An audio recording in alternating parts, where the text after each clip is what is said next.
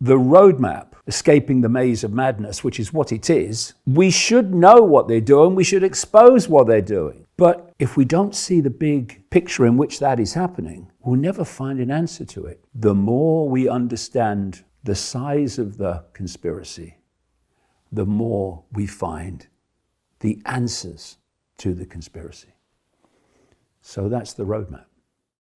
Do you think we'll ever actually get to the point, do they need to get to the point of an actual, like, one government that everybody looks to? Or am I kind of right that that structure has now been built and it's flexed its muscles a bit? Well, we're seeing it unfold by the hour. The idea is the world government in the end will not be elected. It will be selected technocrats and bureaucrats. And we're moving towards that all the time. And before I get into the deeper picture of the question, that's why, or one reason, why you find so many extraordinarily moronic people in power, political power around the world. I mean, you look at Trump, you look at the Trump cabinet. If there's a brain cell on active duty, well, that's the first I've seen. You look at Keir Starmer's cabinet in Britain, you look at Keir Starmer. There's a brain cell on active duty. Well, it's the first I've seen. And you see this around the world. Throughout COVID, it was extraordinary watching these world leaders who didn't have two brain cells to rub together. Now, the reason for that is they're seeking to get people to completely lose confidence in elected politicians because they want to replace them and they want to prepare the human mind, human perception to accept a non-elected government. I mean, you look at some of these people in the background behind Thiel and behind Musk, etc. And that's exactly basically the governing system that they want. But if we can just look at this global cult and how it works, it's very, very instructive and certainly will explain why left and right are the two cheeks in the same backside, you might say. And if you could imagine a spider's web, which is encompassing the earth. And in the middle of the spider's web is a spider. Now that spider, as I go into in the roadmap, is not in this reality, not in this dimension. It's operating outside of this dimension. And this global cult within the human world is serving the interests of that non-human force. So you've got the spider. Now, each of these strands in the web is either a secret society, a semi-secret group, or governments, government agencies, etc., Silicon Valley, World Health Organization. And how it works is this. The strands immediately around the spider, deep in the hidden, are the most exclusive secret societies. Many of them don't even have names because that makes them harder to track. And you almost certainly won't see any of those people involved in those inner circle secret societies on public display. You then come out still in the hidden, and you hit the secret societies we do know about. You look at the Freemasons, the Knights of Malta, Opus Dei, the Knights Templar, etc., etc. And they are fiercely compartmentalized through degrees. So people at the top know far, far more about the big picture and how it works than those at the bottom. If you look at the Freemasons, for instance, the vast majority of Freemasons are on the bottom three levels of degree in the Scottish Rite, the so-called blue degrees, and they don't get any further. And they are basically a show army obscuring the inner core that's running the show. So this global agenda for humanity, which we're seeing unfolding so blatantly and in such an extreme fashion now, is coming out of this spider, this other dimension of reality, and it's going through the secret society network, and then it hits what I call the cusp in the web. And the cusp is where the hidden meets the seen. And in that cusp, you find the World Economic Forum, you find the Bilderberg Group, and organizations like that. You find the Council on Foreign Relations and these other groups that we know exist, if you want to do any research at all, but we don't know what they're talking about most of the time and what they're deciding. And also in this cusp area are the NGOs and the non-governmental organizations and the so-called think tanks, of which they are legion. And in this cusp, that the job of that part of the web is to take the agenda from the hidden and play it out into the seen through government agencies, governments, Silicon Valley, the media, corporations, on and on and on and on it goes. The World Health Organization, World Trade Organization, and so on.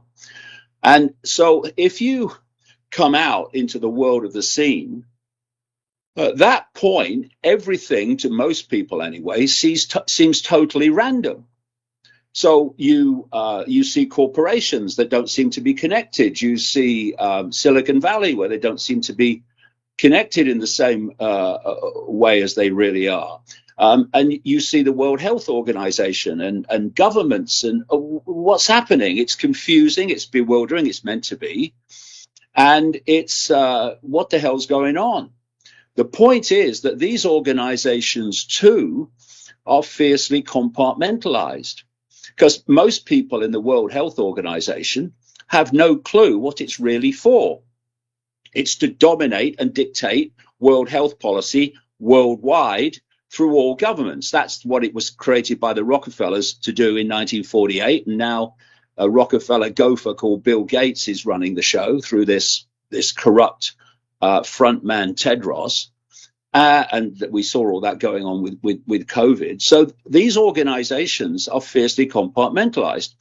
So if you go deep enough into the Silicon Valley corporations, you go deep enough into Facebook, you go deep enough into Google, you go deep enough into Twitter X, and you then go deep enough into these other organizations, you meet a point where they attach to this web. Let me just stop you right there. You don't even have to dig that deep. Let me just go through those organizations you just said.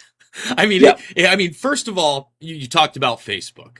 A lot of people know about the Total Information Awareness Network that just disappeared from DARPA and seems to mirror Facebook. But then you actually do have somebody like Peter Thiel, who is an early investor, who's also not just the co-chair at Bilderberg up there, but he's also a guy behind PayPal, partnered with Musk. So digital money.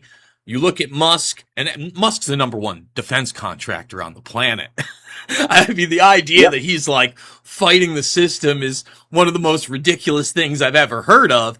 And then you look at Google.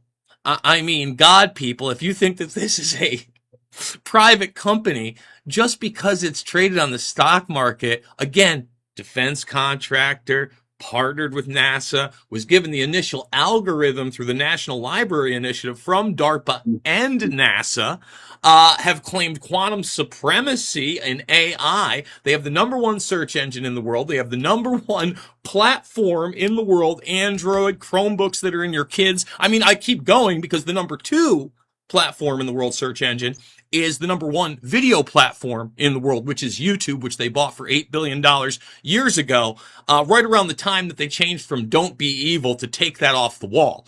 So I know that was a short-term rant, but I mean, if you think any of those are private companies, you don't understand how the world works. I mean, it's not even a layer facade. Everything I said, their own AI will actually tell you if you question it. Exactly. So what you've got is your Facebooks and your Silicon Valley AI social media platforms attached to the same web that governments do, attached to the same web the World Health Organization does, And at that level, they're working as one unit. Now, massive numbers of people working in those organizations won't know that, but at the controlling core, they're all working as one unit. Now, during COVID, we saw that blatantly. You had the version of COVID coming out of the World Health Organization, total bloody lies. And then you had the Silicon Valley Social Media Corporation saying immediately, we are going to censor anyone that challenges that World Health Organization version of COVID. And let me just say something about that, because I think that's key. It's really not only just what they say, but the overall narrative that's being presented, not across just the WHO, but the media that you talked about. Because there are points when they actually tell the truth. Let me give you an example of that. When they, or not the truth, but you challenge that truth and you get censored. They said things like, well, the flu disappeared from the southern hemisphere of the planet, and then to the northern hemisphere. And then you would go to, say, NPR, and I remember it. They had 132 hospitalizations in the United States for the flu. And the prior year, it was over 120,000 plus.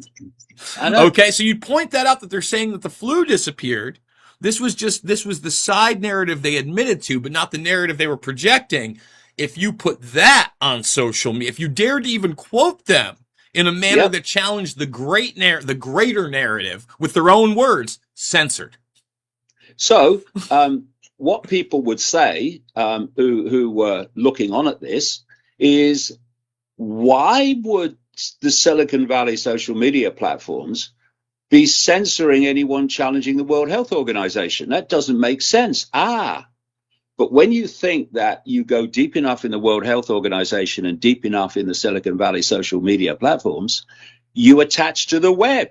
And in that way, they are working as one unit. So Silicon Valley was censoring anything that would undermine the World Health Organization version of COVID, because they're both on the same bloody team. And talking of COVID, you remember how people from the big pharma cartel came out of the Rockefellers in large part as well. How they were going to the drug enforcement agencies like the FDA and the Centers for Disease Control and Prevention in America. And they were asking to use this, I was going to say untrialed fake vaccine, but it actually wasn't untrialed. They untrialed it in the normal sense. Yeah, they didn't trial it in the normal sense. But they trialed it long before to get the outcome that they wanted. And we can get into what that outcome was planned to be as we go along, maybe. But they were going to these drug enforcement agencies, and they were saying, we want permission to give this fake vaccine, not a vaccine under previous criteria, to the lower and lower and lower age groups, right down to kids. And they were getting it. They were getting it, and they were getting it in Britain. They were getting it in other countries. They were getting it in the United States. And anyone, again, observing would go, why are these organizations that are supposed to be defending the public health giving this permission to this big pharma cartel for all these fake vaccines when they've not had any trials, at least on the face of it? But then again, once you realize how this web works, you go deep enough in these drug enforcement agencies and drug defense agencies of the public, they say, and you meet the web. You go deep enough into big pharma, and it won't be that deep in that case, and you hit the web. And therefore you've got the web giving permission to the web to put this shite into younger and younger and younger kids, with all the consequences that we've seen as a result. So once you understand how this works, then you get into the politics, which was the point of the question. And what you are looking at is a comparatively few people dictating the lives and the direction of the world to what we're told now is 8 billion people. Now, you look at the maths of that and you'd go, that's ridiculous. That's impossible. How can a few people control billions? You know, you're having a laugh. Oh, quite easily, actually, if you have certain things in place. And these are those two certain things. One, you have to get people locked in to belief systems, unquestioned, rigid belief systems. These can be political belief systems, MAGA or the left. They can be religious belief systems, Christian, Muslim, Hindu, whatever, Judaism. You lock them into belief systems. Now, what does that do? Immediately, it builds walls of perception, because you are not going to go out into the infinity of possibility and pursue questions, big questions, when you know that if you go there, you are going to be leaving your belief system behind. And if it's a religious belief system and you've had indoctrinated into you since you were a kid that this judgmental God will bring the wrath upon you if you go there, you don't believe in your version of him, then you're going to stay in the box. And once you've got these belief systems that are rigid and unquestioning, as I've said many times, Jason, over the years, this cult doesn't care what you believe. It only cares that you believe it rigidly and without question, because then they got you. So let me ask you something, David. Yeah, but just very, very quickly. The next thing connects into that. So you've got these different belief systems, religious belief systems, political belief systems. What you then do is you play them off against each other, because you the essential of a few controlling the many is divide and ruling the many. And so what you have is this level, this cult level, and it comes down into left and right. And so at the one's left, one's right, and you have people believing one or the other. I'm a lefty, I'm a MAGA, I'm whatever. And they are playing you like a stringed instrument, because in the end, this is controlling both sides. And if you therefore look at the direction of travel, ignore the rhetoric, ignore the bloody words. They're easy. You just move your lips and it comes out. Look at the outcome. Look at the outcome. So what you have, a wonderful example currently. In America, you have Donald Trump, the right, using the left as the excuse to impose tyranny. In Britain, you have Keir Starmer of the left using the right to impose tyranny. And it's the same technique played out by different people. And if we just realize that we're all the targets, all of us, I don't care if you're a Muslim or a Jew or a Christian or what, or a left or right, this is not about targeting Muslim people or targeting Christian people or targeting left or right. This is about targeting all of us. This is a global cult with a global dystopian agenda for humanity through AI that will give them total control even over what we think and how we emotionally react. And while we're pulling, oh, left, right, oh, it's the left, oh, it's the right, all this stuff going on, while that's going on, behind that cover, this agenda moves on apace to completely control the human mind, human perception, and thus human behavior. And we've got to realize, just take a breath, people, and look at what is affecting all of us and what divide and rule stops us addressing, which is that there is a global network that's seeking global dystopia by dividing us into warring factions that mean we don't see we don't see the wood for the trees. We're so focused on the twigs we don't see the forest. So David, that's the idea. That's the idea. Focus them on the twigs, on the myopia, and then they won't see the forest. We're after all of them. So let me say this. First of all, I largely agree with everything you just said, especially about the pitting people against each other, the division. I myself, religiously, I always tell people I am agnostic. At best, I go, I'm 46 years young.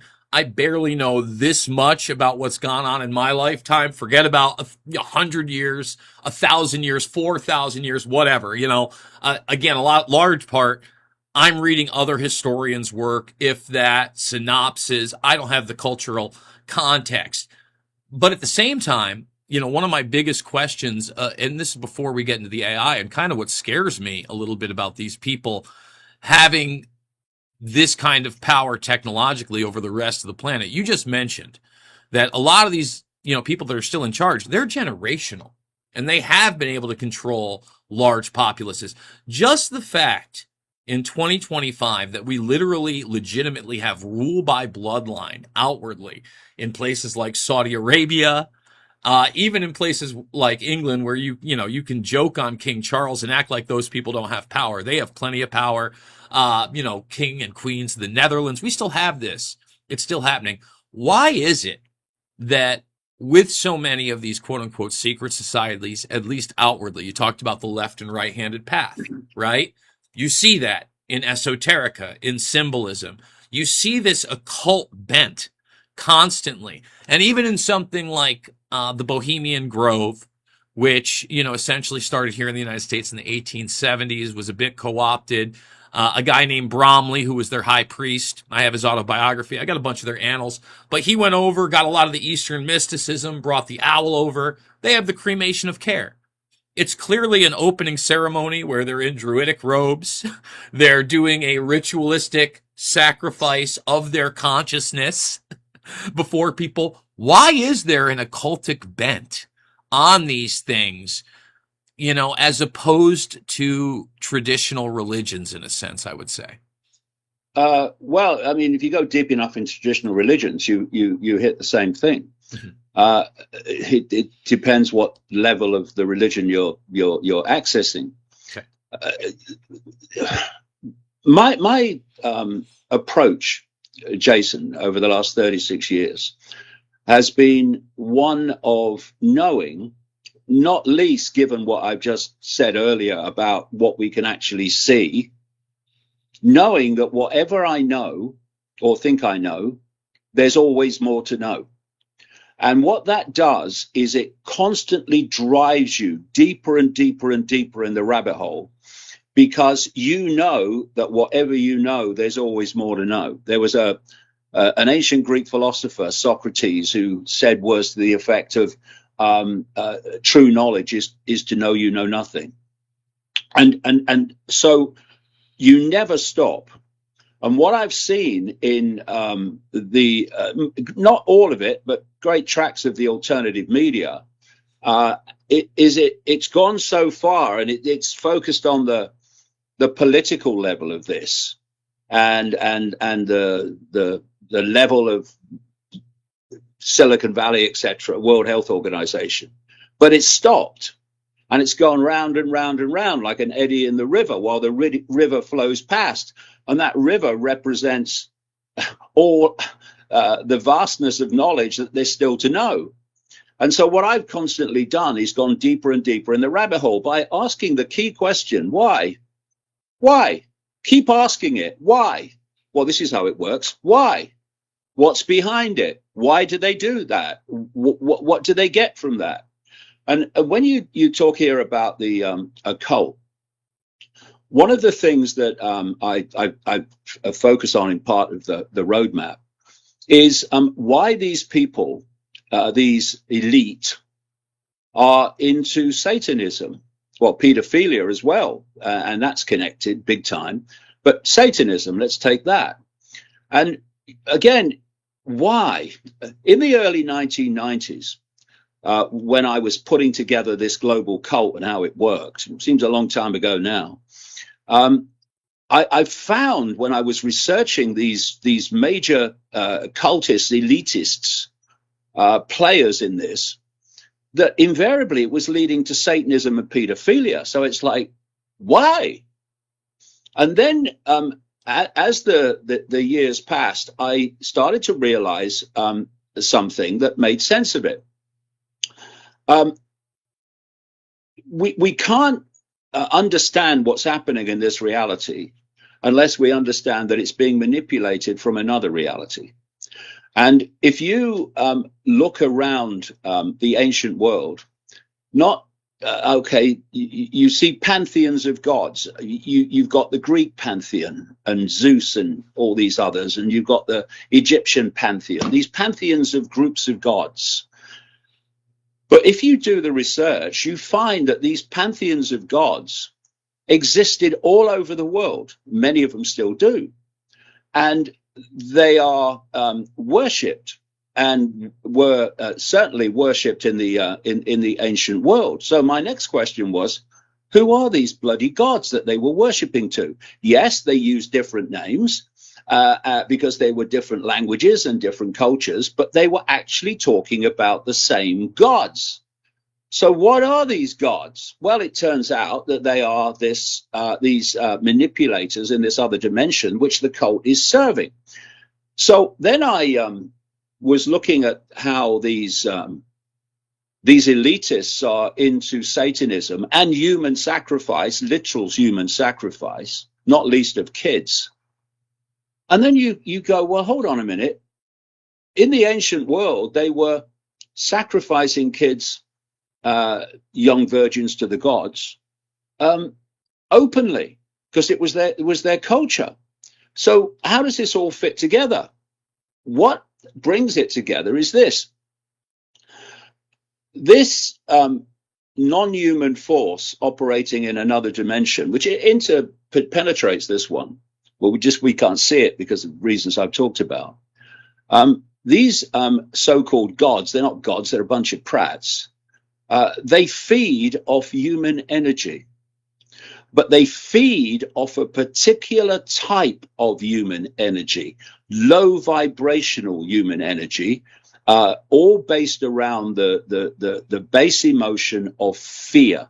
You know, people talk about the fact that this cult uses fear to manipulate the population. Absolutely right. But it's not just to get them into a state of subordination through fear. It's also because of what that fear does. Now, again, back to mainstream science, it's known that every time we think and every time we feel emotion and express emotion, we are generating frequencies. We're generating energy. And the nature of the frequencies relates to the nature of the emotion, the nature of the thought. So if you're in a state of joy and happiness and appreciation and love and peace, then you are generating high frequencies from that. They're not interested in that, which is why this cult and its masters are not interested in a world of love, of peace, of harmony. They're not interested in that. Don't feed them. They want the low vibrational energies of fear, anxiety, hatred, regret, recrimination, all the different emotions, that low vibrational emotions, because they're feeding off them. And so a war, yes, there are many levels of a war that create things that happen that are beneficial to the cult, not least divide and rule. But a war at the level I'm talking about is a massive, massive, enormous projector and creator, generator of low vibrational emotion. Not just the people fighting the war on all sides, but the people back home wondering if their loved ones are going to come home or not. It's just an extraordinary explosion of low vibrational emotional energy. You look at First World War, Second World War. You look at what's happened in Gaza, for goodness sake, since October the 7th. I mean, imagine the emotional energy that's been generated there. And these so-called gods, bunch of prats, are feeding off it. Now we start to understand why these elitists are doing these human sacrifice rituals to these gods. First of all, they know the inner core of the cult. They know that they're controlled by these gods and they're doing their bidding. And they're terrified of them. I've talked to people on the inside over the years of this satanic cult network. They're terrified of these other dimensional entities. So what happens is they, just as in the ancient world, so now, but in the ancient world, it was part of their culture. They could do it openly. Now they have to do it secretly. They are taking someone who is the sacrifice, and they are conducting the ritual. This is why they're still doing ancient rituals now in the same way. They conduct the ritual in a way that generates maximum terror in the victim. Because terror is an enormously powerful, low vibrational energy. And so they build it up and they build it up and they're building up the terror. And what then happens is that terror creates a chemical reaction in the blood that releases adrenaline, very powerful adrenaline. And when they are drinking the blood, it's horrible, but let's just face what's going on.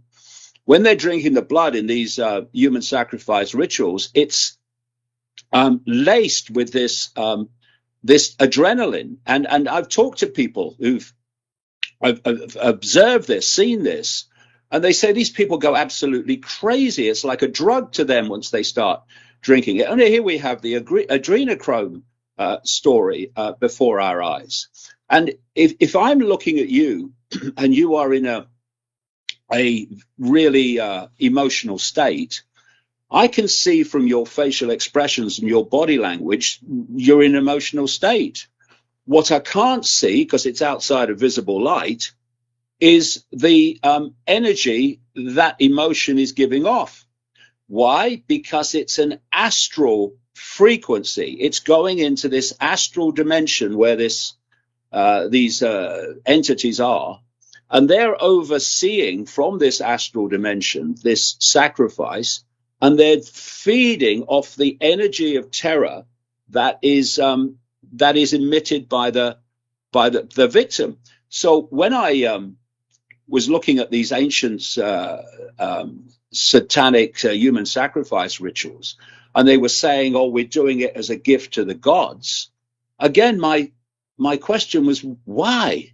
What do the gods get out of this? Well, they get the energy of the victim out of this. And once you start to grasp that, you know, when in the first Matrix movie, Jason, when the Morpheus character held up the battery and said that the Matrix is a computer-generated dream world designed to turn humans into one of these, he was talking actually in a apparently fictional movie, a very profound truth. They see us as batteries, as sources of energy, which they feed off. And suddenly so much starts to make sense, including why throughout known human history, this world has always been such a shithole in terms of the way that people experience it. I mean, I've been around the world many, many times before I was banned from endless countries now, about 31 or more. But what I saw in in Asia, in South America, in Africa, in Central America, and increasingly the West. But what I saw was that people were not having a bloody great time. They were trying to survive to the end of another day or the end of another week or the end of the month to pay the rent. And they were in states of anxiety and trauma as a result of all of this.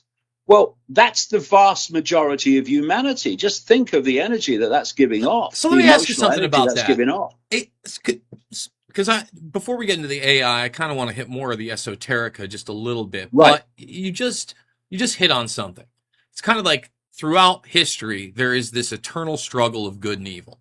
And out of anything that I actually believe in, that's it. I believe good. There is inherent good and evil. Like some of the acts that you just talked about via, you talked about Satanism. Whether you believe there's an actual Lucifer or not, these doctrines are extremely self-serving, right? They take self-empowerment to not only a sociopathic but psychopathic level when working with others. Let's be quite frank about it.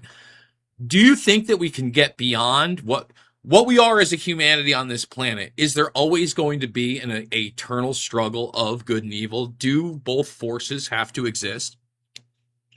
Right. No. A lot of people think that's the case. You have to have good and evil and negative and positive. Well, that's the duality. That's the duality. And the duality is the matrix. The duality is the simulation. It's not what it's like beyond the simulation. So if we look at this from this perspective, as I said at the start of our chat, the body is basically a software program. We think that something that's biological is natural, and something that's technological is not natural, is human-made. Well, that's not how the cult sees it. They see the biological as a form of technology. That's what it is to them. And, how do we know what is natural and what isn't unless we have something that is unimpeachably, unquestioningly natural to compare it with? But we don't have that. We have what we think is natural, but is it? Well, that's not how they see it, I'll tell you. So you have the biological computer, which is basically we experience this reality through it. Our consciousness experiences reality through the body, and the body is the vehicle that interacts with this matrix, with this simulation. And there's a body program running through it, which is added to by education, and it's added to by the media and all that stuff. But it's a body program. It's a perceptual program. It's a perception program. Now, if you do not open your mind to the true you, the true I, consciousness, that body program is going to run your life. You're going to think that you're having thoughts and you're making choices. You're going to think that you're making emotional reactions. And you're going to think, that's me, that's how I am. No, it's how the program is. And what this cult is terrified of is losing that control. And it loses it when we start to self-identify with a completely different state of I. And that is consciousness. So instead of, you meet someone and you say, hello, nice to meet you. Who are you? And they'll give you probably their state of their place of birth, their job, their location, all these different labels of human. They won't say, oh, I'm an expression of infinite awareness. Nice to meet you. They don't say that because they don't identify like that. And that's all part of this process of keeping people's attention and sense of identity in the program. Now, as you start to open your mind to tap in to these more expanded levels of consciousness, first of all, this simulation, this cult, is terrified of that. But secondly, you start to see things in a different way. It's called awakening. People say, I woke up, or I'm awakening. Well, what does that mean? What it means is you are starting to expand your awareness out of this body program into levels of awareness that give you a much greater panorama of perception of what the hell's going on and where you are. And the point I made earlier, you can go so far and you can say, this politics, it's all a sham. Oh, yeah, the media, it's owned by the same people as so-and-so, and it's the globalists, right? And you stop. Now, what you've gone from is a little prison into a slightly bigger one that sees a bit more, and you stop. And that's where most of the alternative media is, I have to say. But if you let it go and you keep expanding your awareness by asking this question, why do they do that? To what end is this being done? You then start to expand and you then suddenly the whole bloody panorama opens up. Oh my God, so that's what's going on. Now, what they want to do is to stop people going through that process. And here is where we come to the real reason for AI human fusion. It's to attach the human brain body to artificial intelligence. So artificial intelligence becomes the human mind and perceptual processes. So it will never consider, maybe there's more to me than just the body. Maybe I'm identifying with the wrong level of self. Maybe I'm actually consciousness. They don't want that, and the AI will never think that. You basically, what AI human fusion is about is absolutely locking people in to the body program. And not expanding beyond it so that we start to see what's going on. It's absolutely the prison that this evil has been working towards all along. So when you start to expand your awareness, seriously expand it, your behavior changes.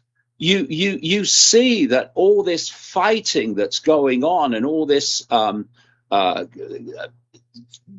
cussing for and battling for dominance and control, it's all nonsense.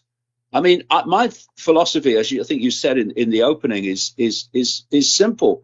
Believe what you like, but don't seek to force what you believe on everyone else. So let me ask you, David. Let them make their own decisions and make their own choices.